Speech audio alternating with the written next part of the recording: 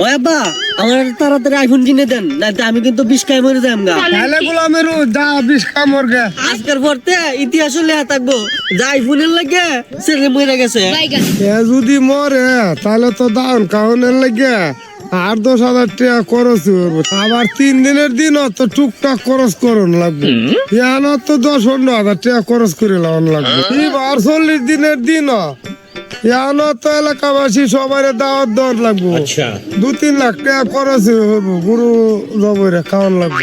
এই গোলামের হুত, তোর আইফোনের দাম কত রে? আব্বা 1.5 লাখ টাকা। এই নে কাট, যা টাকা তুললে আইফোন লিয়া।